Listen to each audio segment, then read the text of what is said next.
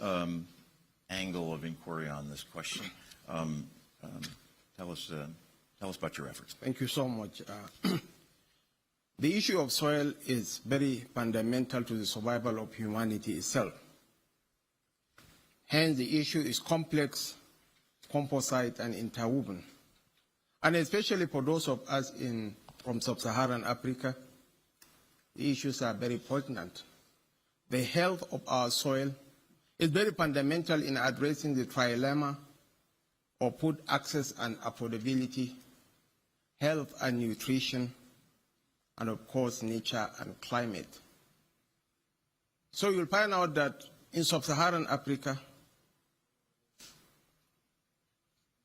behind the mayhem of Boko Haram, behind the insanity of ISIS and all those terrorist organizations lies the real cause, which is extreme poverty. And how do you locate it?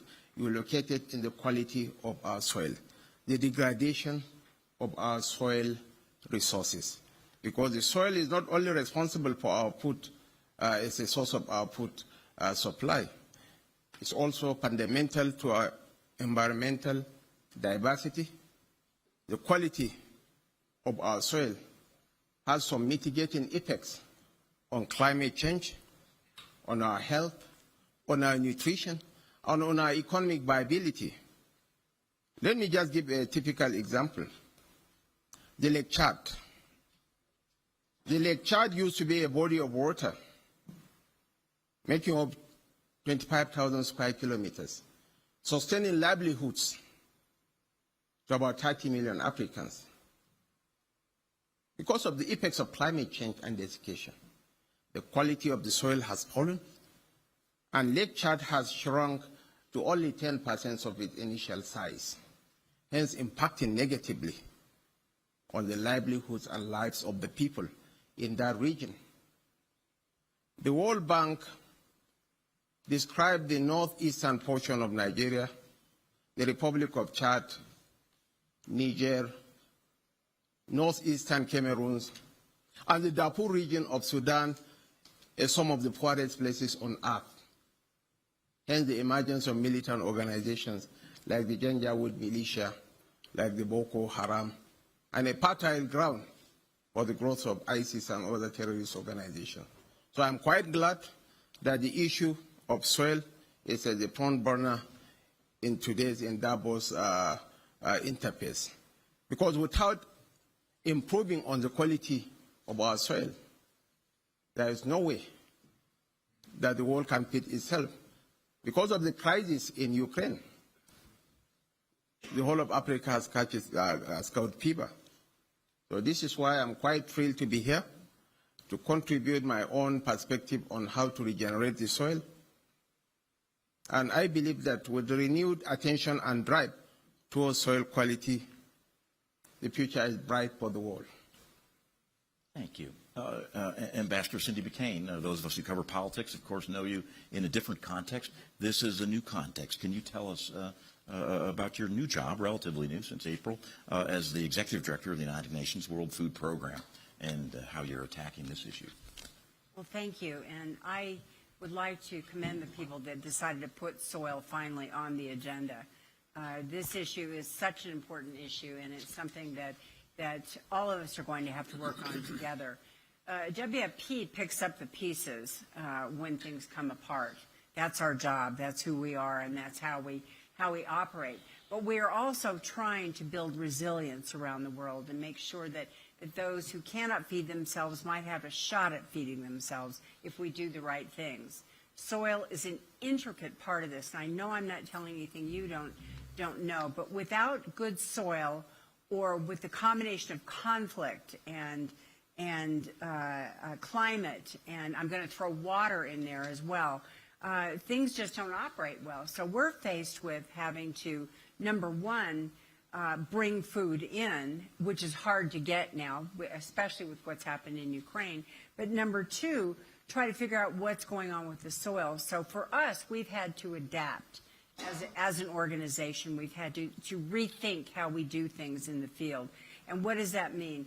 We are using science and technology now to not just map soil, but also be able to tell whether it's good, whether it's bad, as Secretary Blinken said, what's going on, et cetera. So we can better not just educate our farmers, but also be able to give them the tools to be able to build a small family farm or a larger farm as well.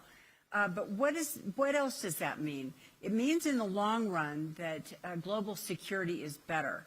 We are seeing right now a huge exodus coming up to the dry corridor, up into Mexico, all the way up to the southern border of Arizona. Why is that happening? People are hungry. They're scared.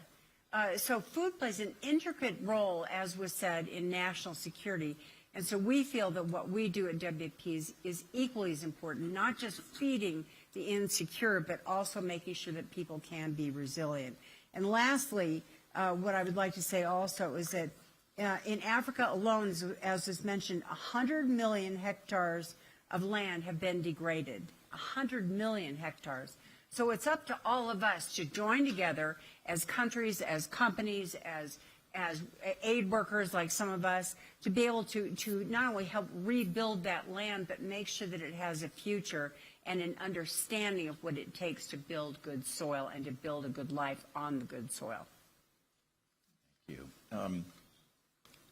Agnes Kalabata, you're president of AGRA Kenya, and I'm wondering, please address this however you like, but one thing that Ambassador McCain touched on also caught my attention, which is the role of small farmers, small landholders in this. In the United States, of course, we're used to thinking, especially of big agriculture. But we're not going to solve this problem without thinking of the question of scale. It seems to me that problem is compounded when you're dealing with an almost infinite roster of players and people affecting it. So perhaps you could tell us about your work with an accent on the role of small landholders.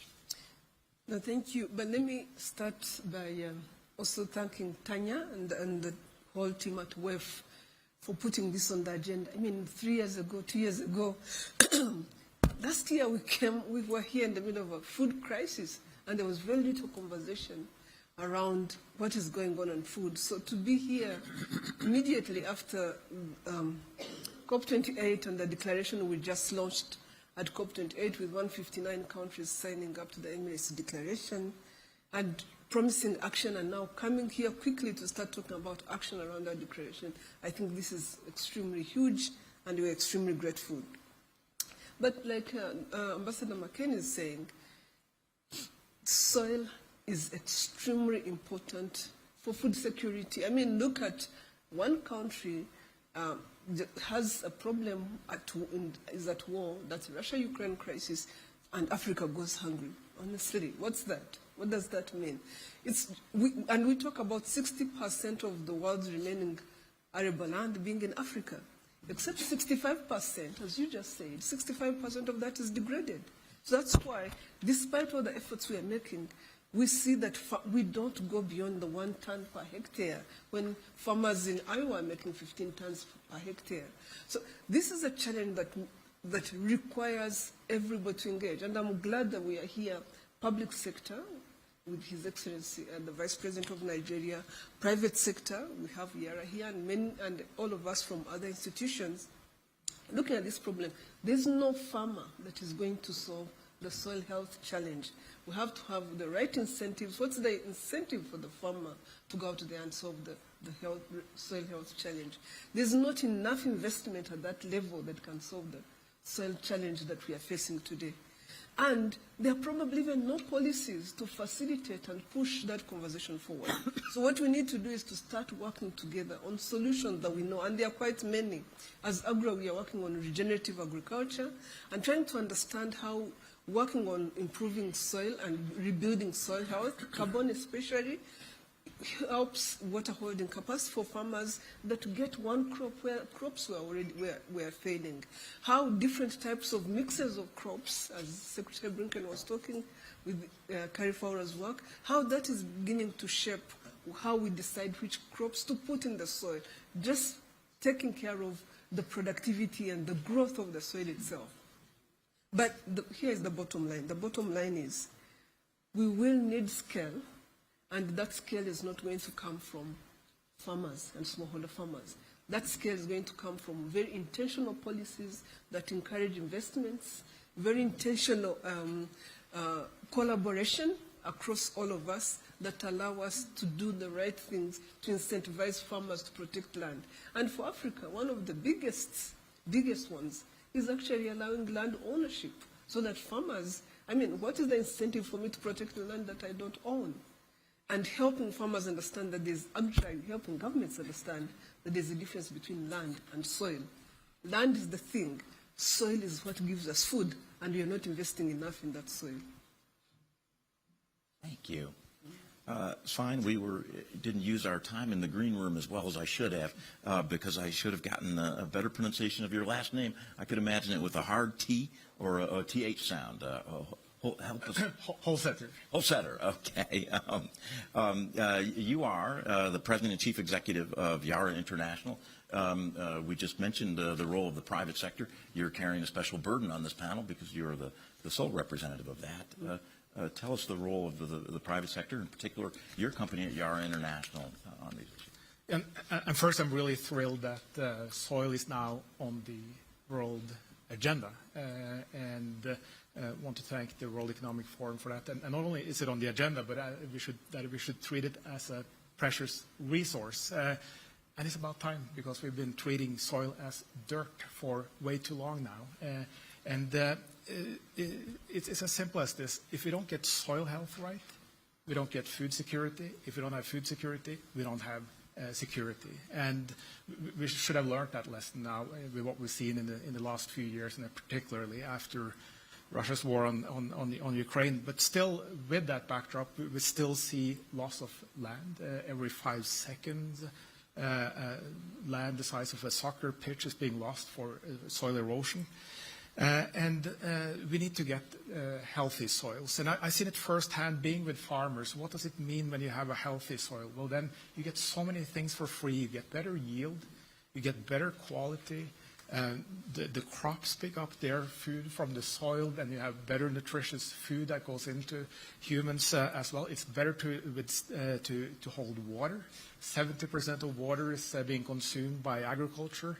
And I've been with farmers with plots right next to each other, one taking care of the soil and with healthy soil, and one without. And with extreme weather, one lost the entire crop, the other one kept it. So this is really about food security. Then we could wonder, why are we not able to make more progress? Well, I think we have failed at putting farmers in the center. How do we incentivize farmers? How do we help farmers? Because we got the food system that we pay for, one only focused on output and not on soil conditions and climate. And that's where we need to step up and support farmers. And I agree with Secretary Blinken and with the other panelists here that we have technology in place, but we don't have an infrastructure. We don't have a definition of what regenerative agriculture really is. We don't have even a standard to identify the field of a farmer. And if we can't do that, what do we do with land ownership, as Agnes brought up? So we need to combine all of that, and that's where we'd like to gain traction from the private sector, from the public sector, from NGOs as well, to create this infrastructure, a global database where we can put in place standards and a way to measure so that we can incentivize farmers to drive this. There is funding available. The hidden cost of the food system could finance this, but it requires an infrastructure. So let's build now on that we have soil on the agenda, but let's help the farmers with an infrastructure that can help to get financial rewards as well. Thank you. And finally, we have we've already heard from an UN executive director. We've also got an executive secretary here on the panel, Abraham. It's a TH or Chow. Yeah, is executive secretary of the UN Convention to combat desertification. I'm curious, how long has that convention been around? 30 years. 30 years. And I'm curious that you don't know about it. And let me tell you a little bit more about it. Soil is the most important natural capital we live in. Humanity depends on two things: few inches of soil and few millimeters of rain.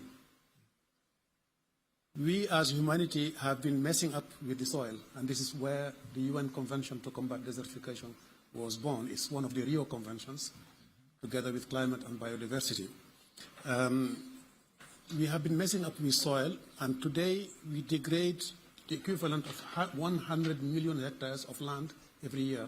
Africa alone has lost, of the last 4 years, the equivalent of the size of DRC. That's how big it is. We have been messing up with our national capital. Nature and climate change have been messing up on the millimeters of rain with droughts, which are much more frequent and much more severe. Now, Secretary Blinken talked about a growing population by 2050, but we do have shrinking resources. So we do, as humanity, are facing a fundamental challenge, which is the number one security challenge that we are going to face in the future. We will no longer be able to feed everybody, so we will have more migration. We will no longer be able, I mean, at least in some places in the world. So this is what is leading to migration. Migration is not necessarily international. It can be regional. It can be from rural areas to cities, but a lot of people will be on the move. We will be having more security challenges in the world, not only the Boko Harams and so forth that are basically dancing on this root cause, which is lack of water and resource and land. That is the root cause of the problem. The rest is basically geopolitics and governance.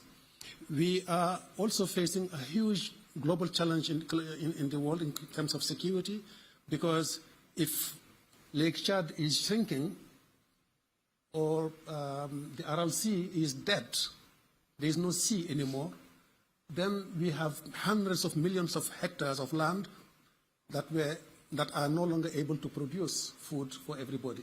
So we will be faced with similar problems in other parts of the world than the one we have in the Sahel. There are a few solutions, and I'll finish with that. Today we have 1.5 billion hectares of land that we can reform, that we can put back to health, that are not difficult to actually restore and put back to health. And it is not necessarily very expensive so far. It can be more expensive in the future if you don't take care. So do we have a deliberate policy, conscious policy, to actually invest on our natural capital and make sure that we restore it for the future generations? 1.5 billion hectares of land. Unless we do it, we are likely to degrade more billions of hectares of land, which will be put us in a very difficult situation. So invest on land, invest on soil, invest on water management, and invest on resilience building, both economic resilience, social resilience, but also ecological resilience. One opportunity we have, and I'll finish with that, is next conference of the parties, we have COPs. You may have heard about Dubai to COP28. Well, let me tell you, the good news is that we have 3 COPs this year. One for biodiversity in Colombia in October, one for climate in Azerbaijan in November, and one for land drought, which is the Desertification Convention, in Saudi Arabia, Riyadh, in December 2024. This will be a very good opportunity for us to again review the issue of land management, to review the issue of land tenure, and women's access to land will be a big issue there, because we have a big problem in the world today in terms of land tenure. This is where business industry will have a very important role to play and invest on their own land so as to maintain and sustain the production rather than try to shift, because there are no more reserves, there are no more forests to degrade or no more wetlands. Even the billions of hectares of land in Africa, that was 50 years ago. We need to review our statistics and analysis. So it is certainly one of the opportunities we have. 197 parties will be coming together, just as in Dubai, to adopt policies explicitly on land, water, and soil. Thank you. Just a question for the non-experts like myself. The 1.5 billion acres that you could be restored, logistically, what's involved and what does that require?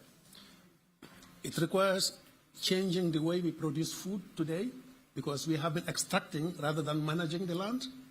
So Yara is certainly one of the promoters, and Agra and others. So invest on soil management, invest on land management, and make sure that we do not degrade more land by trying to produce food. The number one driver of land degradation in the world is food, by far. Feed and fiber, cotton, for our fashion. So it is important that we actually do it differently. It requires also restoring severely degraded land that we can put back to health. It requires investing on ecotourism and some of the conservancies in the world today that are generating income that are likely to change. And it requires, finally, to change the way we do mining. Millions of hectares of land are being lost today due to mining activities. I'm not saying that mining is not important, but it is one of the causes of land degradation. If I may, in our remaining time, I heard two challenges in the different presentations you made. One is, to me, seems to involve capital. How do you get the investment necessary to make changes? The other is governance, which is a particular problem on really all environmental issues, because the problem is international in character. The consequences of it are profoundly local in character. And so even if somebody had the perfect solution, they'd have very limited political means to decree or impose that perfect solution. So maybe we could play with those two challenges in our time. First off, you had mentioned infrastructure and what a challenge that is. How are we going to solve that problem? Does that mean government subsidy? Does that mean, or can private capital help build some of this infrastructure you mentioned? Please expand on that. Well, I think this has to be a joint effort. This can not only be driven by the private sector. This has to be a joint effort where we agree on certain standards so that we have something to measure against. Because how can we improve something if we can't measure? And how do we measure if we don't have a standard? So that needs to be in place. And that's not, no single company can do that, no single government. It's about finding the right way, and then together with farmers so that we do it in a way that is helpful for the farmers.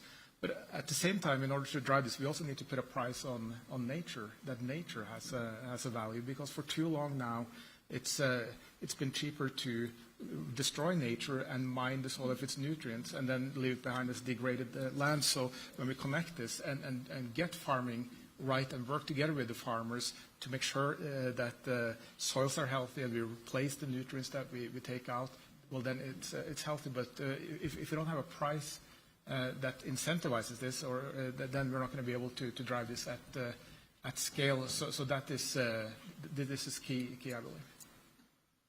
Mr. Vice President, address the political challenge. There's no soil czar that could impose what we might all agree are rational, sensible solutions. And in one sense, that leads to a kind of a sense of despair. How will the problem be solved in your country if the origin is coming partly within your country, but partly from outside? Well, certainly one of the solutions has to do with improving the quality of governance, like the Great Green Wall project that cuts across the whole of sub-Saharan Africa. If this Great Green Wall is given the impetus, the support that it requires, it will bring about a major change in the landscape.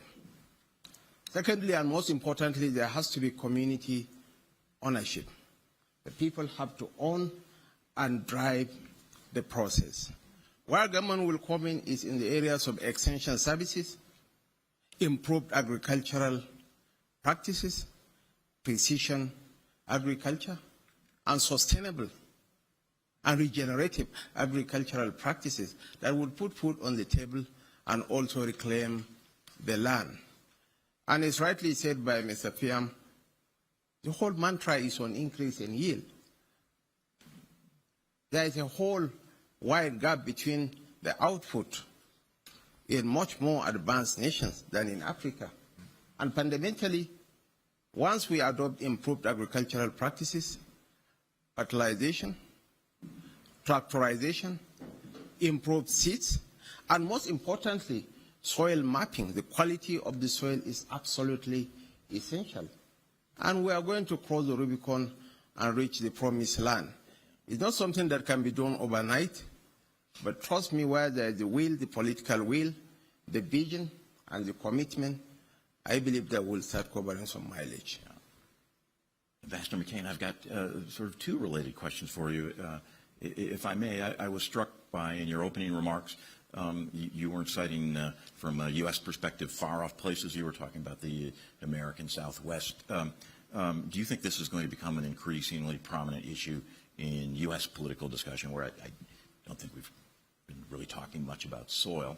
And the others, I know you're out of the campaign business now, but we have heard certainly in the national security context, there's no question that as far as the future of NATO or the future of American commitment to assisting Ukraine, we all recognize that the outcome of this election in the United States would have potentially profound implications for that. Do you see this election as having important consequences on your issue, which is soil?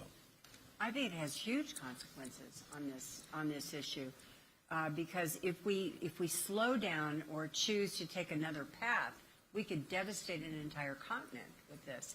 You mentioned whether or not this has taken hold in the Southwest, Western United States, or within the United States. Well, yeah, we were just caught with our pants down, to be honest with you. I'm from Arizona, and all of a sudden people are surprised we don't have any water because they've been overusing it for so many years. So we're in a context now where we are now beginning to race to the finish line to try not to be without water or be without good soil as well. Three things I'd like to just mention, and I know we're short on time here, but one of them is our early warning and anticipatory actions that can be taken. And what does that mean? It means that it would trigger humanitarian support before the community was hit by drought or by floods. Secondly, as you mentioned, the community-led resilience programs are most important in all of this because it teaches good habits also, and it teaches it through schools and through community centers, et cetera. And then third, we use a thing called climate risk insurance programs. That's been very successful for those, again, the smallholder farmers, I know, but that's who we deal with on our level. In being able to make sure that they are covered and also accommodated for what could or could not happen. And finally, I'll end with, we've all seen the misuse of fertilizer. We've seen it. You've seen it in your own yards. I've seen it where I live. Teaching not just better habits, but teaching how to use more organic substances and more organic ideas rather than just going to the market or going to, being donated out a bottle of whatever this chemical induced. So there's a lot of different things. And at WFP, we say, look, we want to do all these things, try to figure it out, and put ourselves out of business because we don't want to be here for this. We want to be done with it. Ms. Calvato, we've seen a lot at Davos this year about artificial intelligence, and it seems to me more often than not, we're discussing that in somewhat dystopian terms. What if we can't properly regulate AI, or that it's used as an instrument of surveillance and oppression rather than an instrument of empowerment? I'm curious on the perspective of this issue. Do you have a particular vantage point on how we should be thinking about technological advances? Are they going to help us solve this problem? Is there a role for AI in this? Sure, 100%.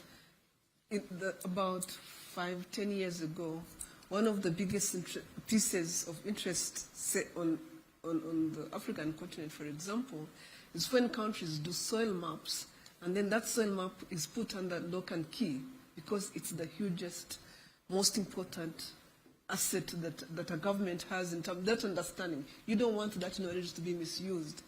Today, the ability to understand what is in the soil, the ability to understand the quality of our soil has been made so much easier and so much more affordable that soil tests are hundreds of what they were 5 years ago, and that's information that can be easily generated and built. But to the point you're raising, we need to use that ability to digitize soils and assets to turn it into an asset class for farmers, so that it becomes a major part of the incentives of why farmers invest in soil. If a farmer is investing in improving biodiversity on their land, they should get biodiversity credits, and the systems are already there in place. If a farmer is investing in improving carbon through regenerative agriculture and building carbon, they should get carbon credits, and that information is building. And at community level, if a communities, because again, nobody can protect the soil alone, especially if you're in a country like Rwanda, where what happens up in the mountain affects you in the valley, nobody can do that alone. So we need communities to work together as well. That should translate into credits for these communities. So AI can be able to pull all that stuff together, rationalize it for farmers and farming communities, help us from a scientific perspective understand what are the issues we need to be pursuing, but also give governments and private sector the data and the information and the backbone, infrastructure backbone they need to be able to move this point forward and to be able to move sales forward. Let me conclude on this. In May this year, the African Union has a soil summit, Soil Health and Fertilizer Summit, really for two reasons. We need to understand how we can deal with the challenge of food security so that there's an end in sight for World Food Programme and others, number one. Number two, we need to invest in soils and better soils. So this meeting will be happening at continental level. It's Heads of State level summit. And I know there's a lot of information from all of us scientists, all of us private sector, all of us. I'm not African Union, but as an interested African, I think this is something we must have on our agenda.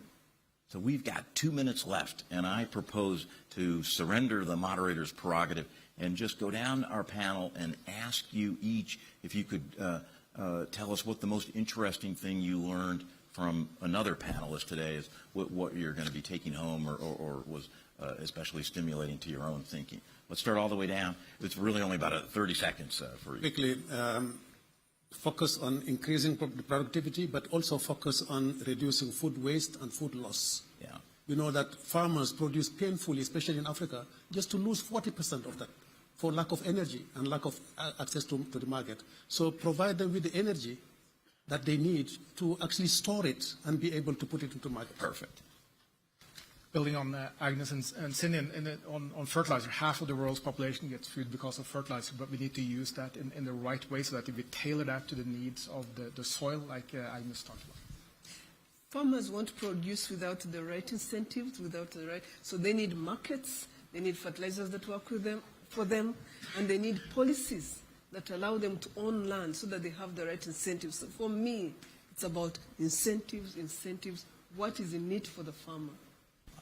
Ambassador McCain. I think most generally the influence that governments can have over this, and the ability to not only protect markets but encourage markets and make sure that our local farmers are have the needs that they are met so that they can farm. Mr. Vice President, I'd like to give you the last word. Empowering the small-scale farmer is the key to economic emancipation and development of the African continent. Thank you very much. Thank you all. Thanks especially to Tanya. She's been called out by others, but she's really been, as I take it, the driver of this within the World Economic Forum to great success. Thanks so much. Thank you.